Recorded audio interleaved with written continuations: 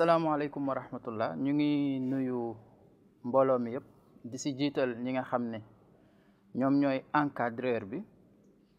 waaye tamit ñu ngi nuyu waale tamit ñëpp ñi nga xam ne ñoom ñooy participant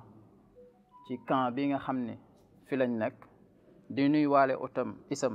du moins suñu naataangoo waa presse di santaat suñu borom bu baax a baax di dellu siwaat encore une fois de plus ci beneen activité bi nga xam ne moom moo ñu indi ci camp bi tey jii nii tey jii nag ñu war a def benn activité boo xam ne xëy na dafay allier li ñuy wax théorie ak pratique maanaam li njëkk li ñuy def mooy xëy na dañuy def benn un petit cours magistral mais dafay nekkaale aussi de manière interactive parce que ñun ñëpp xam nañ ne cours bi ñuy wax n'est-ce pas donc art oratoire des fois tamit ñu koy wax naka la ñuy maanaam jàngee communication ci kanamu mbooloo ñun ay jàngalekat lañ des fois xam nañ bu baax a baax maanaam loolu nga xam ne moom mooy yenn inconvénients yi nga xam ne léeg-léeg moom la jàngkat yi di am pour maanaam mën a taxaw ci kanamu mbooloo ne serait-ce que sax pour mën a wax seen soxla léegi nag loolu la ñuy jéem a xëy na expliquer tuuti peut-être xëy na lan moo ko waral lan mooy inconvénients yi ak un tout petit peu avantages yi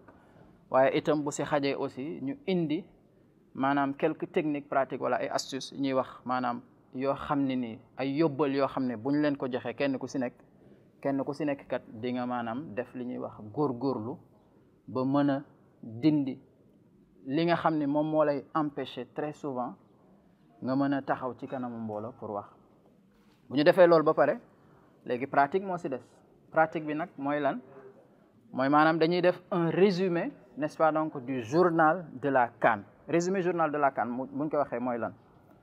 kenn ku si nekk ci participants yi dina ñëw fii jël minimum de 5 minutes ñu def résumé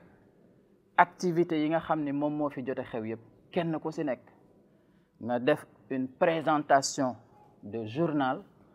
nga wax lépp li nga xam ne jot nga ko dund ci camp bi du début jusqu'au moment où nous sommes n'est-ce pas donc en train donc de parler maanaam ci tàmbali ba léegi nii nga wax li nga vivre say émotion lépp li nga xam ne jàng nga ko gis nga ko donc nga def ci li ñuy wax maanaam tënk waaye du nekk maanaam tënku bu tënku waaye tënk bu xaw a tinkeeku comme niñ koy waxee maanaam du nekk loo xam ne ni day tënku rek nga gaawantu rek wax ndax objectif bi mooy lan suñu paree muy ñu am kenn ku si nekk am une amélioration ci li nga xam ni mooy wax maanaam nga mën a wax ne serait-ce que ci kanamu mbooloo wala si kanamu caméra wala lu mu ci mën a doon donc loolu tey mooy suñu activité tey alors xam naa li njëkk li ñuy tàmbali rek mooy ñun ñëpp dañoo nekk ci réew bi ñuy wax Sénégal nga xam ni au temps xëy na français yi ñoom ñoo ñu coloniser woon léegi bim ñu coloniser ba pare dañ ñu fi bàyyil seen làkk boobu mooy lan li ñuy wax le français léegi làkk boobu nag mooy suñu langue officielle merci beaucoup le français est notre langue officielle kon lépp lu ñuy def ci biir administration mooy jàngale jëflante lu mu ci mën a doon normalement li constitution wax mooy nañu utiliser n'est-ce pas donc la langue française waaye nag comme xam nañ ne xëy na loolu lu jafe la parce que tamit kenn ku si nekk si ñun maanaam français du suñu làkku maam nekkul làkk bi nga xam ne moom lañ nàmp kon nag dina xaw a jafe kon lan moo ñuy dimbali kon pour ñu mën a am une certaine amélioration donc si suñu communication ndax jafe-jafe communication buñ ko waxee rek le plus souvent nekkul ci làkk bi nga xam ne moom lañ nàmp ci français la léegi nag loolu nag pour mu xaw a dañ ak néew kon il faut que ñu teel ko jàng teel si jublu léegi dama ko tënk maanaam si ñetti firnde yi nga xam ne moom mooy tax xëy na léeg-léeg ñuy am jafe-jafe ci làkku français li si njëkk mooy la communication li ñuy wax ci kanamu mbooloo nekkul loo xam ne lu ñu judduwaale la waaye dafa nekk loo xam ne lu ñuy acquérir la maanaam su ma ko doon wax ci français la communication n'est pas innée mais elle est acquise maanaam wax ci kanamu mbooloo nekkul lu ñu judduwaale léeg-léeg ngeen gis lu ñàkk seen morom que ce soit un élève mais surtout keroog fi ñu demoon mooy à Gorée lycée Mariama Ba des fois du ñàkk xëy na ngeen gis seeni moromu élèves yi nga xam ne mais ils ont la langue n'est-ce pas donc ci seen làmmiñ bu ñu waxee rek macha allah da ngay kontaan lan moo ko waral ñoon judduwaale wuñ ko seeni morom lañ comme yéen dañ ko tàmm dañ ko jàng donc loolu nag sax mooy nekk maanaam troisième cause bi mooy lan la pratique kon li njëkk li ñu war a xam mooy ñu dindi suñu bopp ni wax maanaam mën wax nekkul lu ñu judduwaale déedéet bu kenn waxati loolu bu kenn waxati ni non mën wax lu ñu judduwaale la déedéet mën wax lu ñuy jàng la ñun ñëpp kenn ku si nekk dañ koy jàng tàmm ko avec la pratique dans le temps ñu mën a nekk si ñun parce que nous sommes condamnés je pense que yéen ñëpp kenn ku si nekk yéen ñëpp ay élèves ngeen ay jàngkat ngeen que ce soit ci franco arabe maanaam que ce soit ci nasaraan wala ci arabe mais l'essentiel yéen ñëpp ay jàngkat ngeen bu ngeen nekkee classe di ngeen participer du ngeen toog rek ni nem il faut ngeen participer des fois bu su prof bi dee expliquer su fekkee comprendre leen mais di ngeen ni monsieur j'ai pas compris wala ngeen poser question donc loolu noonu yëpp ci communication la donc loolu yëpp pour ngeen mën ko il faut que tamit ngeen jaar ci yoon boo xam ne moom mooy tax ngeen jàng ko kon nag jàpp leen ni avantage bi njëkk wala inconvénient wala cause wala lu ñu ko mën a tuddee li njëkk mooy nañ dindi suñu bopp ñun ñëpp ni communication mën a wax du lu ñu judduwaale waaye lu ñuy jàng la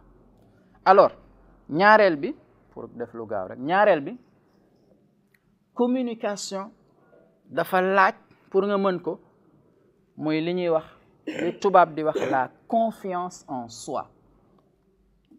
buñ ko mënee tekki ci wolof mooy le fameux slogan gëm sa bopp mooy nga gëm sa bopp wóolu sa bopp wax ci kanamu mbooloo loolu la laaj mooy une certaine confiance en soi il faut nga wóolu sa bopp jël ay initiative ni non man damay wax quel que soit alpha wala quel que soit n'est-ce pas donc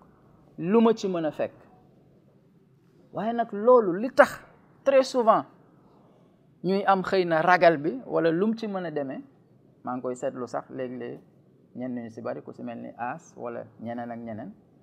maanaam dañuy ragal lan mooy tax ñuy ragal léegi je pose une question lan mooy cause yi tax kenn ku si nekk si ñun maanaam du jël li ñuy wax initiative pour wax ci kanamu mbooloo c'est une question comme ça le cours sax nekk un peu interactif parce que quand on parle de communication ça doit être interactif maanaam communication dafa laaj maanaam ma wax ngeen wax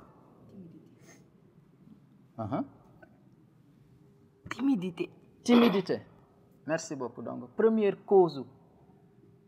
maanaam bañ a wax Babacar nee na timidité ana keneen kuy wax leneen le stress merci beaucoup loolu tamit benn ci yenn cause yi nga xam ne moom mooy tax kenn ku si nekk si ñun du jël initiative pour wax ani beneen cause bu ñu mën a wax complexe maanaam nga am complexe d'accord loolu tamit ci cause yi la merci très bien ah mais yéen macha allah public bi ku si am xëy na ku si jàpp beneen cause buy tax n'est-ce pas donc ñuy am très souvent un problème wala nga war nga mën jël initiative pour wax lan moo la koy tere à l'intérieur de soi-même lan moo la koy tere la peur merci beaucoup sànq ba léegi loolu laa doon xaar la peur mais tekkiwul ni li ngeen wax yëpp effectivement merci beaucoup li ngeen wax yëpp kenn ku si nekk ay cause la mais cause bi njëkk n'est-ce pas bi nga xam ne moom mooy tax ñuy bañ a wax c'est la peur léegi peur buñ ko waxee dafa am ñaari peur.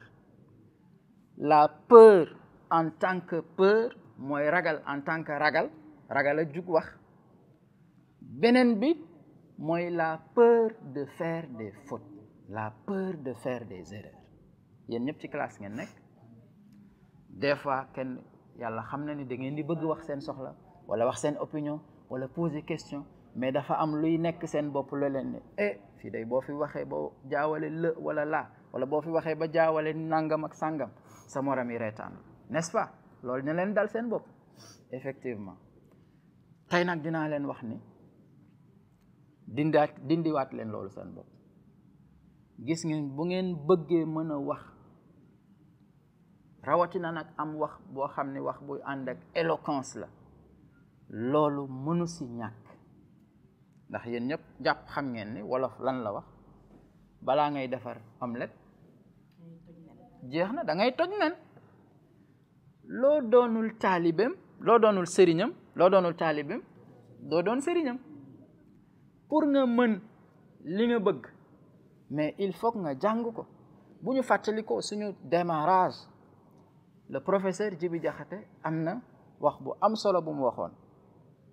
maanaam benn boroom xam-xam bu mag boo xam ne benn élève daf ko laajoon mu ne ko su ma màggee dama bëgg mel ni yow. lan la ko professeur bi tontu mu ne ko man li ma doon tey bi ma amee sa âge laa ko nekk. kon nag loolu lum ñuy jàngal, lépp loo bëgg mën da nga koy teel a tàmbali. kon nag jàpp leen ni faute wala erreur mënul ñàkk ci communication ci li ngeen bëgg. et puis surtout que sax ñun làkk bi ñuy làkk mais du suñu làkku maam, du nekkul làkk bu ñu nàmp, donc faw ñu def si ay njuumte léegi pour que ñu gën a avancer pour mën ko maîtriser. loolu def leen ko seen bopp dès à présent. peur nag c'est tout à fait normal, ndax am na benn bindkat bu mag bu wax ne la prise de parole en public est la deuxième phobie après la mort. mooy maanaam wax ci kanamu mbooloo mooy ñaareelu tiitange bi nga xam ne nit ñëpp danañ ko tiit ginnaaw dee. ñun ñëpp dañoo ragal dee. beneen ragal bi si topp mooy wax ci kanamu mbooloo, moom loolu mooy gisinam. am na tamit beneen bindkat bu wax ni lan mu ni la parole est un sport de combat. mooy maanaam wax ci kanamu mbooloo maanaam sport de combat la, boxe la. ñun ñëpp xam nañ lan mooy sport de combat, lan mooy boxe. rayante la, di ñafante chaque instant ba ku mën sa morom terrassé. kon nag ñun ñëpp dañuy jéem a rayante tamit ak suñu peur, suñu stress, suñu timidité, comme ni ngeen ko waxee léegi, ba mën a maanaam accéder à une amélioration de notre communication. donc kon peur, ragal mënul ñàkk, waaye itam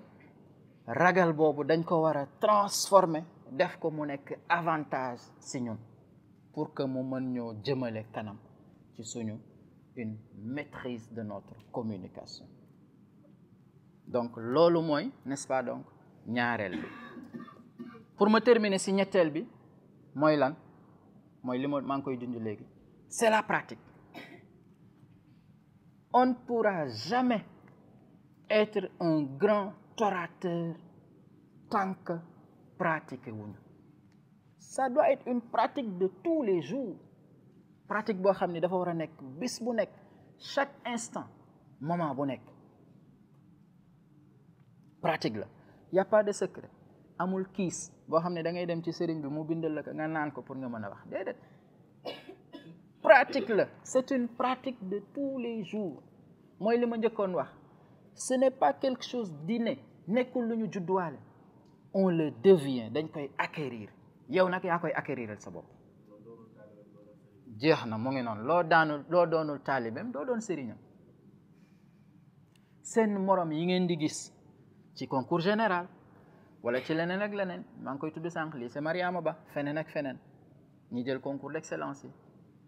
parce que ñoom ils sont dañoo nekk ci environnement yoo xam ni ñu ngi koy wax keroog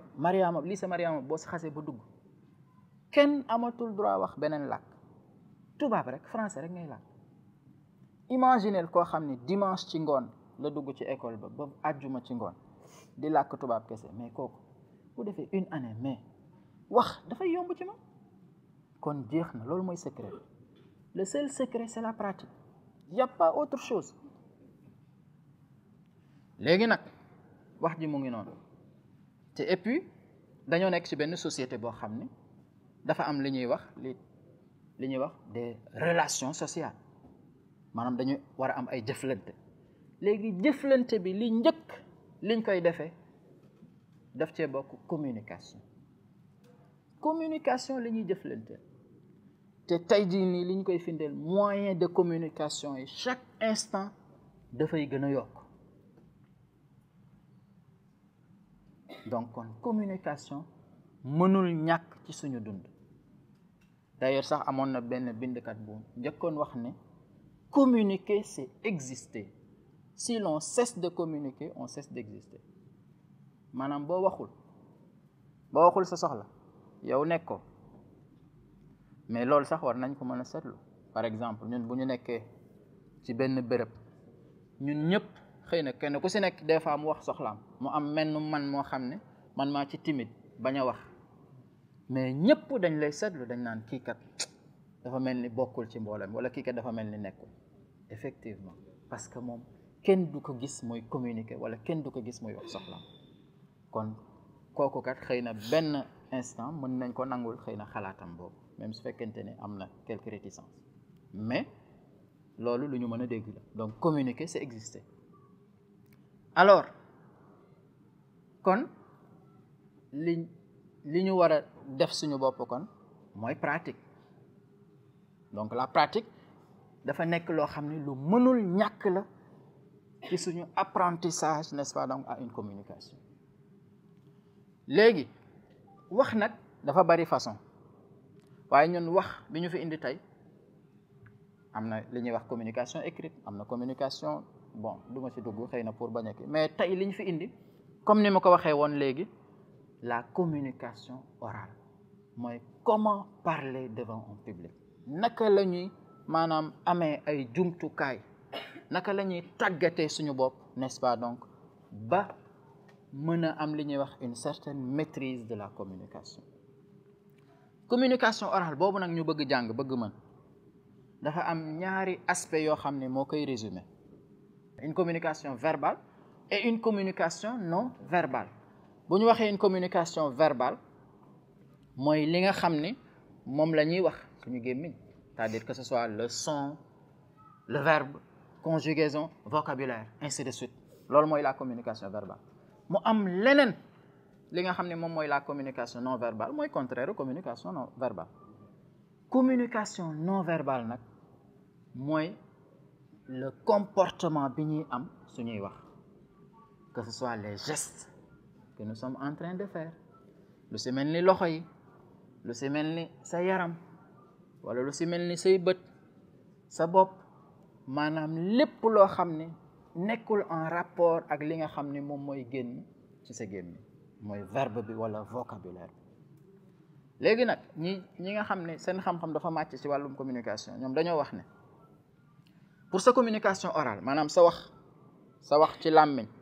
pour mu réussir, il faut 90% de communication non verbale et 10% de communication verbale. loolu buñ ko déggee dañ naan mais attends, loolu naka la mën a nekkee? waaye bu ñu demee ba ci biir dinañ xam ni kat lu yenu maanaa la. ndax ñun ñëpp dinañ dégg benn citation bu Nicolas Boileau di wax: tout ce qui se conçoit bien, merci, arrive, merci beaucoup, jeex na. mooy maanaam li nga war a wax, tout ce qui se conçoit bien s'énonce clairement et les mots pour le dire arrivent aisément. loolu li muy tekki mooy li nga war a wax soo ko maîtriser rek ba pare am jumtukaay, maanaam verbe bi tax nga war ko wax rek, dafay yomb ci yow, jeex na. kon waxkat tamit laaj na tamit kon xam-xam kon balaa ngay wax il faut nga xam looy wax parce que aussi mënuñ la jox micro nii rek ni la waxal rek looy wax boo xamul li ngay wax il faut nga xam li ngay wax kon donc il faut nga xam am xam-xam xam-xam bi léegi ay muu rek ñoo koy génn parce que bari na ñu am xam-xam ñoo xam ne macha allah am nañ xam-xam mais seen problème des fois da ngay gis ñu am problème pour génne xam-xam bi kon lan mooy seen problème kon mooy communication loolu dañ koy gis dafa yam léegi nag boroom xam-xam boobu ma doon junj sànq mi doon wax ni la parole est un sport de combat moom tamit waxaat na ne moment bi gën bi nga xam ne moom lañ war a jàngal nit ñi wax c'est depuis le bas âge mooy maanaam depuis nga nekk xale te loolu tamit yarkat yi wala parents yi war nañ ci bàyyi xel muy ñun dañoo aada woon ne ñun suñu doom kat dañ koy seetlu xaw ma ndax dinañ ko seetlu ñun dañoo aada woo wala xëy na suñu aada la wala suñu cosaan wala lu mu ci mën a doon suñu culture ñun kat jàpp nañ ni xale moom warta nekk ci ay mag xale warul laaj xale lu ko jaaxal ainsi de suite ñun loolu ba léegi suñu problème la parents yi loolu moo tax léeg-léeg ngay gis te loolu mooy indi li Babacar doon wax sànq mooy timidité li indi timidité parents yi ñoo koy jox seen doom parce que ñoom ñoo leen dul teel a jàngal wala ñoom ñoo leen dul teel a boole n'est-ce pas donc seeni bopp da ngay gis xale buy laaj sax papa lii lan la wala papa lii mujj gi wala yaay mujj gi day maar ni noppil xale du wax ci mbooloo nga jànne xale bi c'est un problème loolu moo tax ñun xale yu si bari dañuy am complexe des fois dañuy am complexe boobu ak timidité boobu ba dafay feeñ ba dañu gis nañ ni maanaam xale yi nga xam ne ñoom ñoo gën a n'est-ce pas donc xëy na free ñoo gën a libre ci wàllum communication loolu boo ko seetloo ba ci biir seen parents yi jàngal nañ leen dès le bas âge kon nag xale kon dañ ko war a teel a tàmmal n'est-ce pas donc wax n'est-ce pas donc rawatina tamit xëy na ci kàddu ci kanamu mbooloo kon loolu moo doon tënk bi nga xam ne xëy na doon nañ ko tënk ci gàttal léegi kon xëy na su fekkente ne am na ay questions le plus rapidement possible ñu jéem si tontu sinon bu amul ñu dem directement ci suñu pratique bi mooy lan comme ni ma ko waxee léegi mooy le journal n'est-ce pas donc du camp de vacances kenn ku si nekk dina ñëw toog fii ñu filmer la caméra la nga def un résumé n'est-ce pas donc de tous les activités yi nga xam ne moom moo am ci camp bi na ñëpp free c'est pas de l'eau de la mer à boire bu kenn ragal na ku ne takk fitam kenn ku si nekk am confiance ci sa bopp xam ni da ngay jàng te avantage bi si yow lay delluwaat.